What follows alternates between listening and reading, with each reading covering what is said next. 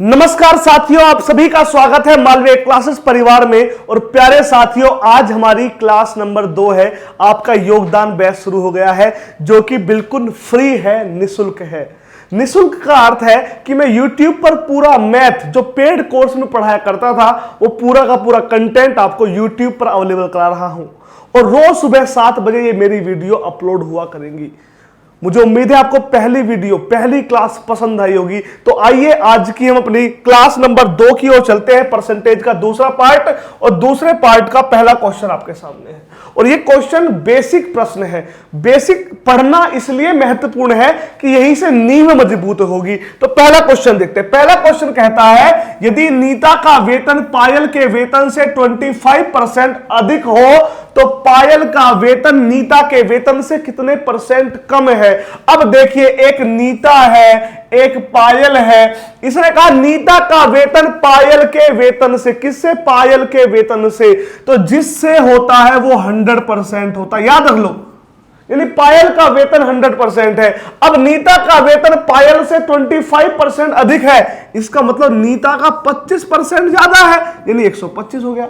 अब इसने पूछा, बताओ कि पायल का वेतन नीता से कितना कम है। कितना कम है बताओ। देखो कितना कम है। आप कहोगे सर 25% कम है। कहां से? नीता से। जो ज्यादा है वहीं से तो कम होगा ना। तो कहां से कम है? नीता से कम है, यानी कि 125 से कम है और गुना में आ गया 100। या आप ऐसे याद कर लो कि अगर कम पूछे तो नीचे ज्यादा वाली संख्या आती है, ज्यादा पूछे तो नीचे कम वाली संख्या आती है, उल्टा होता है। अब 25 पंजे 125 और 5 से काटा 20 पंजे 100।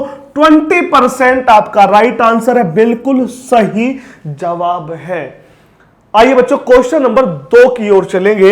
हमारा दूसरा प्रश्न हमारे सामने आ रहा है और यह भी इसी टाइप का क्वेश्चन है, क्योंकि मैंने आपसे कल ही कहा था कि मैं एक क्लास में एक जैसे 2 क्वेश्चन रखूंगा ताकि अगर पहले क्वेश्चन में डाउट आए तो दूसरे में डाउट क्लियर हो जाए। तो चलिए दूसरे प्रश्न की ओर चलेंगे कि यदि अनिल की ऊंचाई दीपक की ऊंचाई से 60% अधिक हो तो दीपक की ऊंचाई अनिल की ऊंचाई से कितने परसेंट कम है।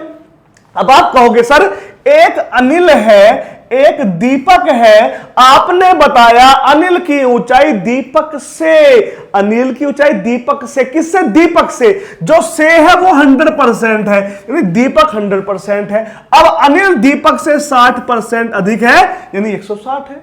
अब पूछा बताओ कितनी कम है। अगर कम पूछा तो मुझे पता है 160 में से 100 गए, 60 कम है। कहां से कम है बताओ? किससे कम है? अनिल से कम है ना दीपक, यानी 160 से कम है।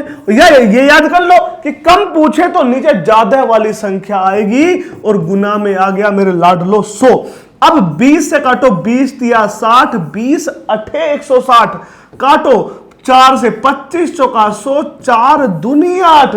अब ये हो गया 25 तिया 75 बटे 2, 75 बटे 2 यानी कि 37 सही 1/2। 37 सही 1/2 आपका राइट आंसर है, बिल्कुल सही जवाब है। आइए तीसरे प्रश्न की ओर चलते हैं। अब थोड़ा सा टाइप चेंज हुआ है।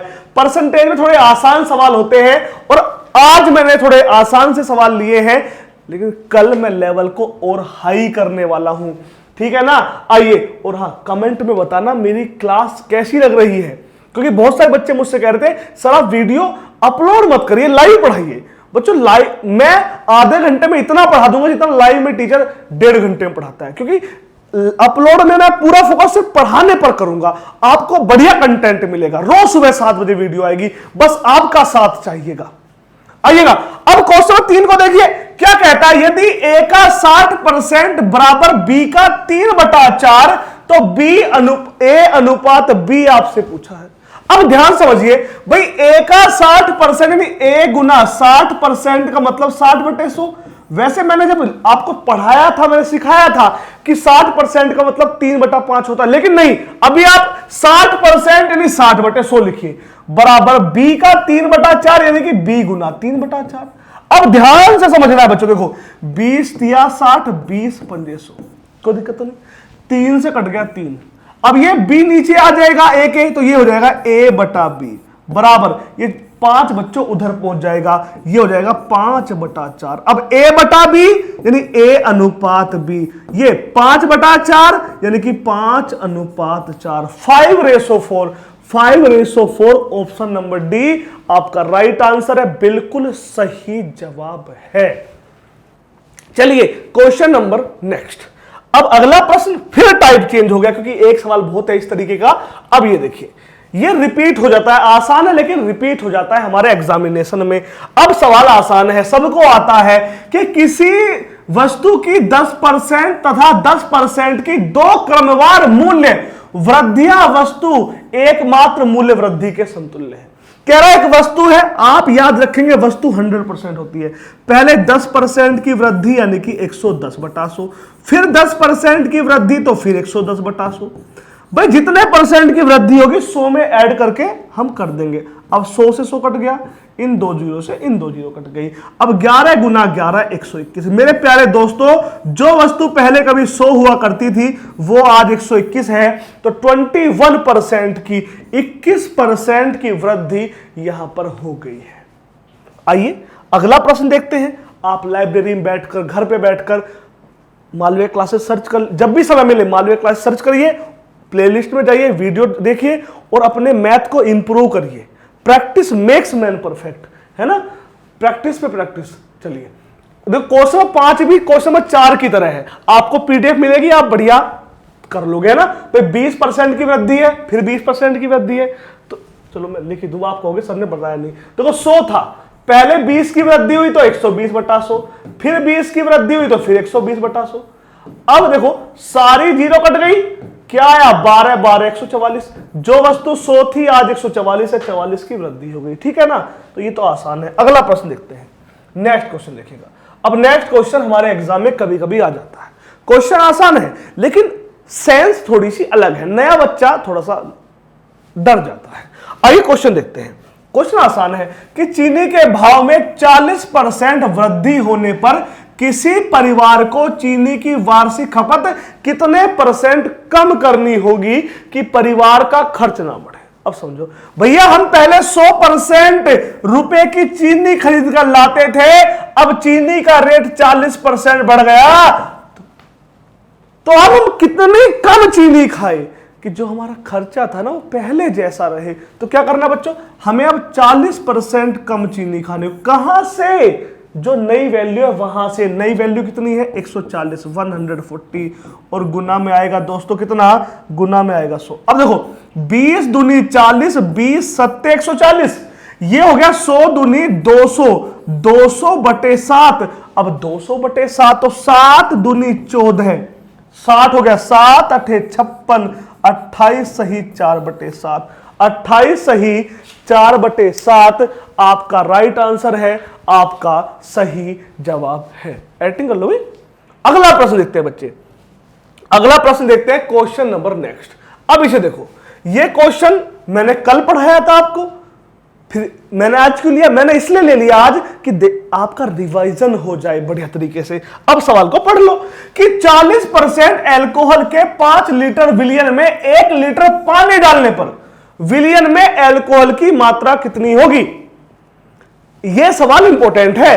अब यह कह के आ रहा है, समझो हमारे पास एक बाल्टी है 5 लीटर की, उसमें 40% अल्कोहल है। कह रहा अब इस बाल्टी में 1 लीटर पानी और डाल दिया, अब अल्कोहल की मात्रा बताओ। तो देखो, जब भी मैंने आपको बताया था कि अल्कोहल की मात्रा पूछे तो क्या करना है, पहले हम निकाल तो ले कि भैया कितना है अल्कोहल, तो अल्कोहल की मात्रा निकाल लो पहले। टोटल अल्कोहल कितना है हमें पता है, 5 लीटर में 40% अल्कोहल है, यानी 5 गुना 40/100, तो 5 चौक 20, 200/100 यानी कि 2 लीटर अल्कोहल है। अब परसेंटेज निकाल दो भाई, हमें पता है 2 लीटर अल्कोहल है, कितने में से? पहले से 5 लीटर था, 1 लीटर पानी डाल दिया तो 6 लीटर में से, और गुना में आ गया 100। अब 2 से 100, 6 कट गया 3 बार, 100/3 यानी कि मेरे लाडलो 33 सही 1/3, 33 सही 1/3 आपका राइट आंसर है, बिल्कुल सही जवाब है। बात बहुत अच्छे से क्रिस्टल क्लियर, बढ़िया तरीके से क्लियर हो रही होगी। चलिएगा क्वेश्चन नंबर 8 की ओर चलेंगे। क्वेश्चन नंबर 8 की ओर चलेंगे और हम आज की क्लास में 20 सवाल करेंगे, आधे घंटे में 20 सवाल करेंगे। आप बढ़िया करके ये बैच पूरा करना, 3 महीने के अंदर पूरा मैथ मैं करा दूंगा आपका। आइएगा बच्चे, क्वेश्चन को ध्यान से देखिएगा कि सेब के मूल्य में 25% कमी होने पर, इंपॉर्टेंट डाल लीजिएगा कि सेब के मूल्य में 25% कमी होने पर एक ग्राहक को 240 रुपए में 2 किलो अधिक सेब मिलते हैं। घटा हुआ मूल्य बताइए। घटा हुआ मूल्य तो नया मूल्य बताना है आपको। अब ध्यान से करना है, होगा कैसे, देखिए प्यारे बच्चों, 25% की मूल्य में कमी हुई। 25% मूल्य की कमी होने के कारण 240 रुपए में 2 किलो अधिक सेब मिलता। जो तरीका सिखा रहा हूं उससे करना, ठीक है। यानी 25% की कमी के कारण 2 किलो सेब अधिक मिलते हैं। तो अगर 100% की वैल्यू निकालूं तो कितना आ जाएगा भाई, देखो 25 चौका 100 तो 2 चौके यानी कि 8 किलो सेब आ जाएगा। और जो ये सेब हमने वैल्यू निकाली ना, हमें पता चल गया कि वर्तमान में यानी कि अब हमें 8 किलो सेब मिलते हैं। अब कितने रुपए मिलते हैं, 240 रुपए में अब हमें 8 किलो सेब मिलते हैं। तो 240 बटे 8, 8 या 24, तो घटा हुआ रेट है 30 रुपए किलो। घटा हुआ रेट है 30 रुपए पर केजी। क्लियर, आगे बढ़े, चलिए बच्चे, चलिए क्वेश्चन नंबर 9 की ओर चलेंगे। क्वेश्चन नंबर 9 आपके सामने है। चलिए, अब ये रबड़ का प्रश्न है। देखो मेरा ये नहीं कि शुरू में कठिन सवाल लेके मैं बच्चों को दिखाऊं मैं अच्छा पढ़ाता हूं। मैं अच्छा हूं बुरा हूं आप सभी जानते हैं मैं कैसा हूं। बस आप मेहनत करिए बच्चे, और आपसे हाथ जोड़कर निवेदन है कि आप अपने दोस्तों में, साथियों में जरूर बताइएगा कि मालवीय क्लासेस यूट्यूब चैनल को ज्वाइन करें, वहां पर वो पढ़ें। और आप भी अगर मेरी क्लास देख रहे हैं तो लाइक जरूर कीजिएगा, वीडियो को शेयर जरूर कीजिएगा, अपना सपोर्ट दीजिएगा। सब्सक्राइब नहीं किया सब्सक्राइब कर लेना, साथ दीजिएगा। आपका ये भाई हमेशा आप सभी के लिए खड़ा रहेगा, हमेशा निरंतर मैं आप लोगों के लिए काम करता रहूंगा। आइए क्वेश्चन नंबर 9 को देखिए। क्वेश्चन नंबर 9 कहता है यदि मिटाने वाली रबड़ के भाव में 25% कमी हो जाए तो कोई व्यक्ति 1 रुपए में 2 रबड़ और खरीद सकता है। 1 रुपए में प्राप्त रबड़ की संख्या कितनी है, पूछा है 1 रुपए में प्राप्त रबड़ की संख्या कितनी। अब ध्यान देखो, भाव में कमी कितने परसेंट की हुई, तो इसने कहा भाव में 25% की कमी होने पर, 25% की कमी होने पर 1 रुपए में 2 रबड़ खरीदता है। 25% में 2 रबड़, तो 100% में कितनी रबड़ हो जाएंगी बच्चों, 25 चौका 100, तो 2 चौके 8 रबड़ हो जाएंगी या नहीं। ये कब है, वर्तमान में है, यानी परिवर्तन के बाद है। परिवर्तन के बाद की वैल्यू है। अगर पूछता परिवर्तन के बाद रेट कितना है तो मुझे पता चल गया रुपए कितने हैं, 1 रुपया है, और 1 रुपए में रबड़ कितनी आ रही है, 8 आ रही है। लेकिन ये पहले का पूछ रहा है, कह रहा है ना कि प्राप्त होने वाले रबड़ की संख्या कितनी है, परिवर्तन नहीं पूछ रहा है, ये नॉर्मल पूछ रहा है। नॉर्मल क्या है भैया, 8 रबड़ तो परिवर्तन के बाद मिलेंगी ना, तो परिवर्तन से पहले, यानी अब 2 रबड़ ज्यादा मिल रही है तो पहले 2 रबड़ कब मिलेगी, तो परिवर्तन से पहले 8 - 2, यानी परिवर्तन से पहले 6 रबड़ मिलेंगे। परिवर्तन से पहले मेरे लाडलो आपको 6 रबड़ मिलेगी, अच्छे से नोट कर लीजिए। चलिए नेक्स्ट क्वेश्चन की ओर आते हैं। अगला प्रश्न हमारे सामने आ रहा है और बहुत लाजवाब है, परीक्षा एग्जाम वाला प्रश्न आपके सामने है।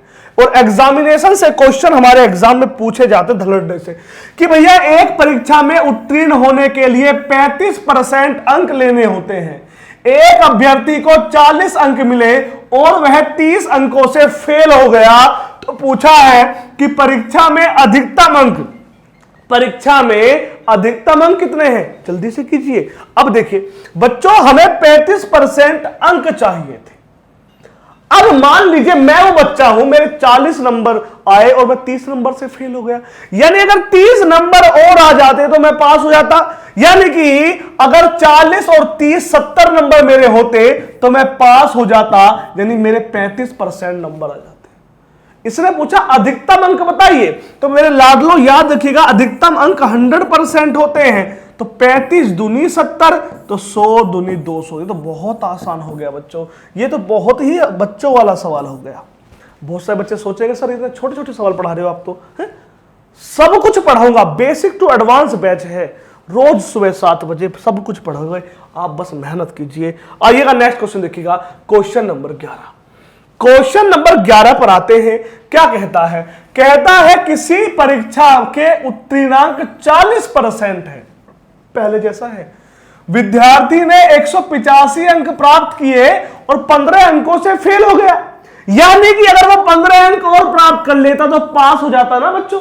यानी कि जो 40% पास होने के लिए चाहिए थे वो कितने हो जाएंगे भाई? 185 नंबर उसके आए हैं, 15 नंबर से फेल है, 185 15, अगर 200 नंबर होते तो पास था। यानी कि 40% की वैल्यू 200, तो 100% की वैल्यू क्या आ जाएगी बच्चों? 100% की वैल्यू 200 गुना 100 और बटे में 40।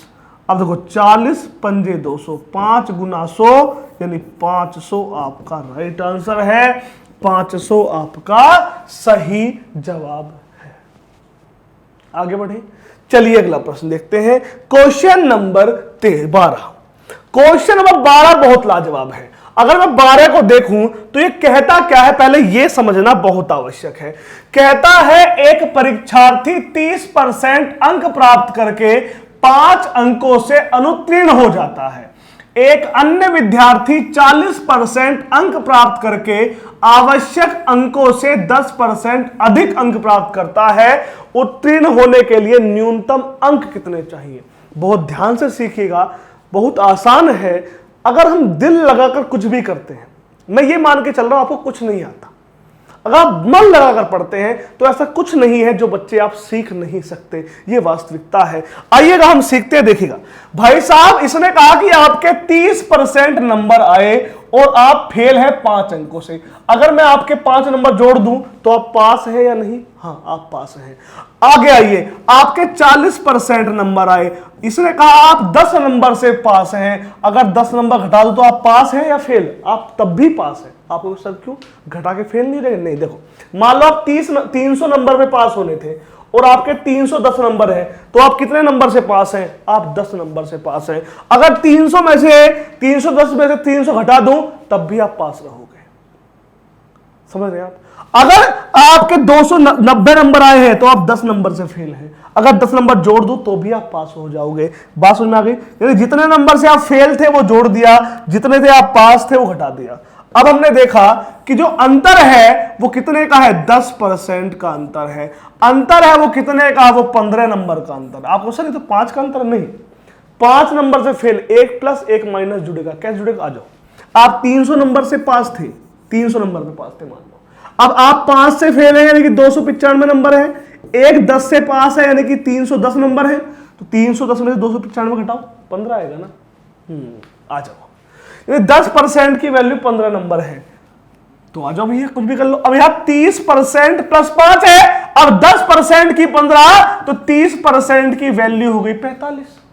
अब 45 प्लस 5 यानी कि 50 नंबर पे बच्चा पास हो जाएगा। चाहे इस वाली वैल्यू से कर लो, 10% की वैल्यू 15, तो 40% की वैल्यू 15 चौका 60, 60 में से 10 गए तब भी 50 आएगा। जैसे आप चाहें वैसे कर लीजिए। चलिए यहां तक भी ठीक है। हम अब क्वेश्चन नंबर 13 की ओर चलेंगे। और हां, क्लास के लास्ट में मैं क्वेश्चन पूछूंगा। पिछली क्लास में बहुत कम बच्चों ने आंसर दिया, कमेंट सबने करी कि अच्छा पढ़ा रहे हो, बढ़िया पढ़ा रहे हो, लाजवाब है, मजा आ गया, आप मसीहा हो, फ्री में गरीब बच्चों को पढ़ा रहे हो। लेकिन कमेंट भी तो करना है, आंसर क्या है मुझे पता कैसे चलेगा कि किस बच्चे ने क्या सीखा। क्लास आखिरी वाला 20वां सवाल का आंसर जरूर देना सब लोग, ठीक है ना? अगर ईमानदारी से पढ़ रहे हो तो आ जाओ। एक परीक्षा में अभिषेक ने 70% अंक प्राप्त किए। उसे 4 विषयों में से 3 विषयों में 81, 66, 61 अंक मिले, तो चौथे सब्जेक्ट में कितने अंक मिले? ये तो आसान है, ये सारे प्रश्न आसान है आज वाले, लेकिन ये आपकी नींव मजबूत करेंगे। अब देखिए बच्चों, भैया एक विषय में 81 मिले, दूसरे विषय में 66 मिले, तीसरे विषय में 61 मिले, चौथे विषय मैंने मान लिए x मिले, और इन सबको मिलाकर इसे मिले 70%, और ये उसका औसत है। अब विषय कितने हैं? 4, तो एक में 70, दूसरे में 70, तीसरे में 70, चौथे में 70, तो 4 से गुना कर दो ना, क्या दिक्कत है? समझ आ गया? ऊपर चढ़ गया कोई दिक्कत नहीं। अब जोड़ लो भैया, तो यह x तो रहेगा, अब 70 चौके 280 माइनस 628, ये 208 हो गया। अब 280 माइनस 208 72, 72 आपका राइट आंसर आ गया, ऑप्शन नंबर डी आ गया। क्लियर? चलिए अगला प्रश्न देखते हैं, नेक्स्ट क्वेश्चन की ओर आते हैं। क्वेश्चन नंबर नेक्स्ट, आइए अब इसे देखते हैं। ये भी बड़ी, ये और भी लाजवाब सवाल है और आज की क्लास का सबसे इंपॉर्टेंट सवाल है, एग्जाम में रखा मिलेगा। क्या कहता है क्वेश्चन? क्वेश्चन कहता है एक परीक्षा में 900 लड़कियां तथा 1100 लड़के बैठे, इनमें से 40% लड़कियां तथा 50% लड़के पास हुए, कुल कितने प्रतिशत विद्यार्थी फेल हुए? कर लोगे? पक्का कर लोगे। कैसे? आओ सीखते। देखिए भैया 900 लड़कियां बैठी हैं, 1100 लड़के बैठे हैं, इसने कहा 40% लड़कियां पास हुई। अगर 40% पास हुई तो 100 में से 40 घटाओ, इसका अर्थ है 60% लड़कियां फेल हुई होंगी। तो 900 गुना 60/100, 50% लड़के पास हुए तो 100 में से 50 घटाओ, इसका मतलब 50% फेल भी हुए होंगे। अब इसे सोल्व कर लो। अब 2 जीरो से कट गए, 9 छिका 54, 540 आ गया। 2 जीरो कट गई, 11 पंजे 55, 550 आ गया। अब 540 तो लड़कियां फेल हैं, 550 लड़के फेल हैं, तो टोटल हो गए 1090 फेल। जोड़ लो, 90 हो। कितने में से फेल हुए? तो 900 और 1100 टोटल 2000 बच्चों में से फेल हुए, और गुना में आ गया दोस्तों 100। अब अगर हम ध्यान से देखें तो 3 की 3 जीरो कट गई। अब 109/2, तो 2 पंजे 10, 2 चौके 8, 2 पंजे 10, यानी कि 54.5, option number C. Option number C आपका बिल्कुल राइट आंसर है, बिल्कुल सही जवाब है। चलिए अगला प्रश्न देखते हैं। नेक्स्ट क्वेश्चन, क्वेश्चन नंबर 15 की ओर चलते हैं और देखते हैं क्वेश्चन नंबर 15 ने लिखा क्या है। 15 तो यार हमें लंबा सा सवाल लग रहा है, लेकिन नहीं, ये बहुत आसान है। कैसे आसान है, आइए देखते हैं। किसी परीक्षा में 60% विद्यार्थी अंग्रेजी में, 70% विद्यार्थी गणित में उत्तीर्ण हुए। इंपॉर्टेंट सवाल है, भले ही आसान है लेकिन एग्जाम में आता है, परसेंटेज में यही तो आता है, और क्या आता है एग्जाम में। एसएससी सीजीएल में भरे रहते हैं ये प्रश्न कि बच्चों 60% अंग्रेजी में, 70% गणित में पास हुए।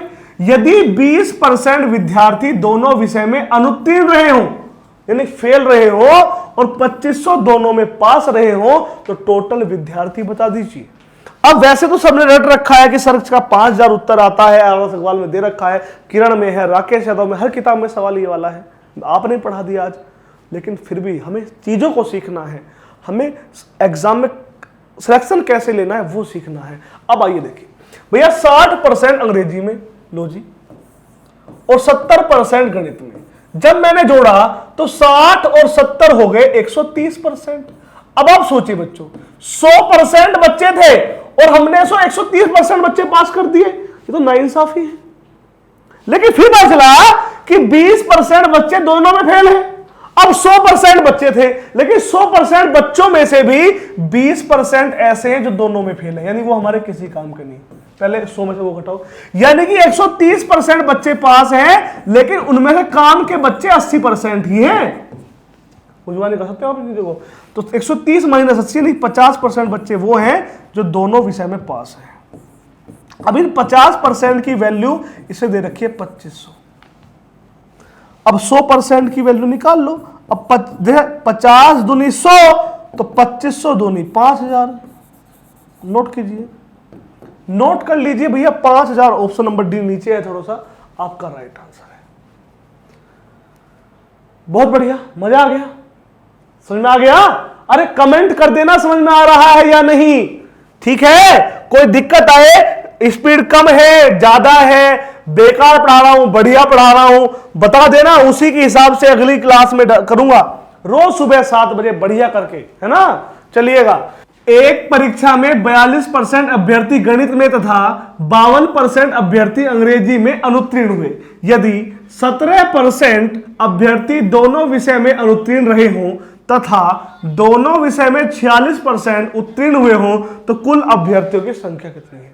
यह सवाल भी पहले जैसा है, लेकिन इसमें एक अंतर है कि इसमें टोटल ही अनुत्तीर्ण दिया हुआ है। तो करना कैसे, आइए समझिए। बाबूजी थोड़ी आवाज कम कर लीजिए, थोड़ा आवाज मुझे आ रही है, गाने सुनिए, आराम सुनिए। अब देखिए बच्चों, इसने कहा 42% अभ्यर्थी गणित में फेल हुए। अब 100 में से 42 फेल हो गए, तो यानी कि 58% गणित में पास हुए होंगे। फिर कहा कि 52 अंग्रेजी में फेल हुए, तो 48 यहां पर पास हुए होंगे, तो 58 और 48 ये हो गए 106%, यानी एक एक विषय करके 106% बच्चे पास हुए। अब 100% बच्चे थे, अब 100% में से 17% बच्चे दोनों विषय में फेल हो गए। जो दोनों विषय में फेल होंगे उन्हें हम 100 में से निकाल लेंगे। अब 100 में से 17 घटा दो तो 83% बच्चे बचे, तो यानी 83% बच्चे हैं टोटल। जो मैंने पहले लिखा था इस बार नहीं लिखा भाई, मैंने लिखा था ना 100 - 17, इस बार मैंने छोड़ दिया, मुजवानी कर लिया बस। अब 106 - 83 कितना आया भैया, ये आया आपका 23%। ये 23% बच्चे वो हैं जो दोनों में पास हैं, और इसने कहा दोनों में पास है 46 अभ्यर्थी। अब 23% की वैल्यू 46, हमें टोटल की वैल्यू निकालनी है। जैसे 23 दूनी 46 वैसे ही 100 दूनी 200, यानी कि टोटल बच्चों की संख्या मेरे लाडलो कितनी थी, 200 थी, 200 थी। क्लियर। आइएगा क्वेश्चन नंबर 17 की ओर चलेंगे। अब आप देखिए कम से कम समय में हमने कितने सारे प्रश्न कर लिए हैं। अब क्वेश्चन को देखिए और समझिए। कहता है कि मेरे प्यारे दोस्तों खिलौनों के मूल्य में 20% की वृद्धि हो गई। अब जैसे ही प्रति खिलौना रेट बढ़ा तो उसकी बिक्री 15% कम हो गई, गिर गई। तो पूछा बिक्री का जो मूल्य आया, जो हमारी जेब में पैसा आ रहा था, उस पर क्या प्रभाव पड़ा।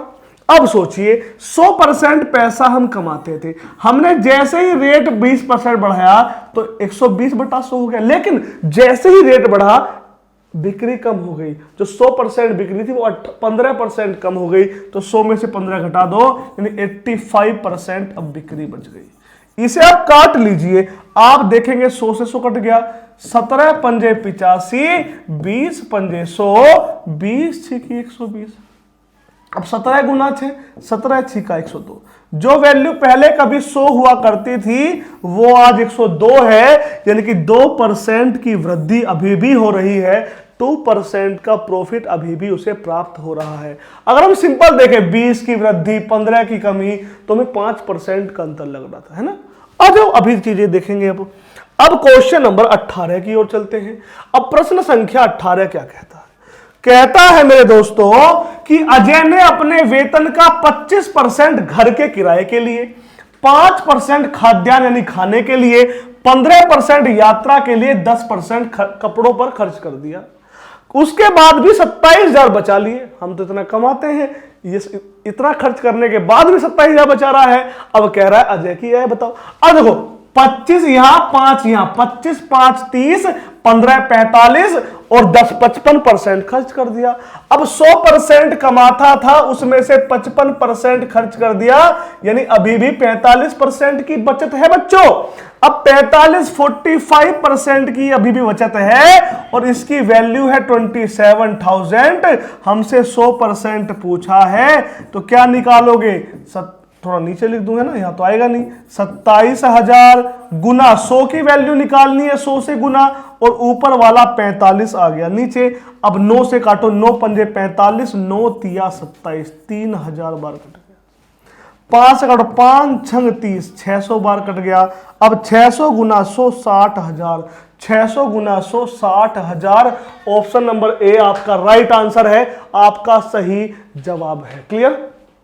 आगे बढ़ा जाए, चलिए हम नेक्स्ट क्वेश्चन की ओर चलेंगे। Question number 19। क्वेश्चन नंबर 19 है आपके सामने। क्या कहता है बच्चों, क्वेश्चन नंबर 19 को ध्यान से देखिए। कहता है नताशा ने अपने मासिक वेतन का 45% खरीदारी पर खर्च करने का निर्णय लिया। इंपॉर्टेंट डाल दीजिएगा, बढ़िया प्रश्न है। अब इसने सोचा कि मैं जो भी कमाऊंगी उसका 45% खर्च कर दूंगी, लेकिन जब उसने 11,475 रुपए खर्च कर दिए तो उसे पता चला कि उसने खर्च करने वाली राशि का अभी केवल 60% खर्च किया है। तो नताशा का वेतन बताइए। अब समझाते देखिए बच्चों, इसने कहा कि मैं अपने वेतन, जो मेरा एक्स वेतन है, उसका 45% खर्च करूंगी, यानी 45/100 खर्च करूंगी। मैं अपने वेतन का 45/100 खर्च करूंगी। और लेकिन जब उसके 11,475 रुपए खर्च हुए तो उसे पता चला कि उसे केवल 45% का, उसने 60% ही खर्च किया है, और इसकी वैल्यू है 11,475। हमें तो x की वैल्यू चाहिए, तो कर लो पहले, या काट लो पहले तो। 20 तिया 60, 20 पंजे 100 है, 5 निम 45, 20 पंजे 100। तो ये हो गया कितना, 11,475 गुना 20 पंजे 100 ऊपर पहुंच गया, बटे में क्या आ गया, 9 तिया 27, 9 गुना 3, ऐसे लिख लो, कोई दिक्कत नहीं। अब काटना आपके हाथ में, 9 से काटो, 9 एकम 9, 24, 9 दूनी 18, 9 सत्ते 63, 9 पंजे 45, 3 से काटो, 3 से, 3 चौक 12, 3 दूनी 6, 3 पंजे 15, 425 गुना 100 यानी 42,500। 42,500 ऑप्शन नंबर डी आपका राइट आंसर है, बिल्कुल सही जवाब है। चलिए अगले प्रश्न की ओर चलेंगे। अगला प्रश्न आपके सामने है, question number next. Question number 20 आपके सामने है, कहता है दो समान क्रय मूल्य वाली वस्तुओं को क्रमशः 20% लाभ तथा 20% हानि पर बेचा गया, कुल लाभ या हानि बताइए। आप कहोगे सर प्रॉफिट एंड लॉस का सवाल कहां से आ गया, क्योंकि अगला चैप्टर तो मैं प्रॉफिट एंड लॉस लूंगा, तो मैं देख तो लूं कितना आपको आता है। तो ये है आपके लिए क्वेश्चन ऑफ द डे। इस क्वेश्चन का आंसर आप सभी को कमेंट में करना है। प्यारे दोस्तों, मैंने सब कुछ दांव पर लगा दिया है, लाइव क्लासेस बंद कर दी, पेड कोर्सेस जो मैं एमटीएस का बैच, यूपी पुलिस का बैच सारे बंद कर दिए। सिर्फ मेरा फोकस है आप सभी को सिखाने पर, पढ़ाने पर, कि मुझे बच्चों के लिए काम करना है। मेरे अब 2 ही पेड कोर्स चल रहे हैं, आरएस अग्रवाल का, किरण का। जो बच्चे आरएस अग्रवाल पढ़ना चाहते हैं, जो किरण पढ़ना चाहते हैं, सिर्फ उनका पेड बैच है। बाकी मैं यूट्यूब पर फ्री पढ़ाऊंगा, बाकी आपको मैथ सिखा दूंगा पूरा। बस अब आपको मेहनत करनी होगी, अच्छी तैयारी करनी होगी। कोई मन में डाउट है तो डिस्क्रिप्शन में व्हाट्सएप नंबर दे रखा है, वहां से आप मैसेज कर लेना, कॉल कर लेना। ऐप का लिंक भी डिस्क्रिप्शन में, बढ़िया करके तैयारी करना आप लोग। कोई कमी आए मैं आपके लिए खड़ा हूं। अब आपको वीडियो को लाइक करना है, अपने दोस्तों को शेयर करना है, और क्लास कैसी लगी ये भी बताना है। 3 काम करने हैं आज। चलिए मैं मिलता हूं नेक्स्ट क्लास में। अच्छे से तैयारी कीजिए, अच्छे से पढ़िए, मेहनत करिए, और उम्मीद है आपको मेरा ये प्रयास, योगदान बैच का प्रयास बहुत पसंद आया होगा, बहुत अच्छा लगा होगा। और हाँ, मैं आज जानना चाहूँगा, जो बच्चे मेरी इस क्लास को देख रहे हैं, आप किस एग्जाम की तैयारी कर रहे हैं, कमेंट जरूर करना। अगर यहाँ तक आप मेरी वीडियो में पहुँचे हैं तो कमेंट में लिख देना, सर मैं SSC, CHSL, CGL, UP police, Bihar police की तैयारी कर रहा हूँ, ताकि मुझे पता चले जो बच्चा मेरी वीडियो देख रहा है वो किस एग्जाम की तैयारी कर रहा है। प्लीज़, तो आज के लिए इतना ही। नमस्कार, जय माता दी। कल फिर मिलूंगा सुबह 7 बजे, वीडियो अपलोड हो जाएगी। जब भी मौका मिले वीडियो देख लेना, अच्छी तैयारी कर लेना। जय हिंद, जय भारत, वंदे मातरम, नमस्कार।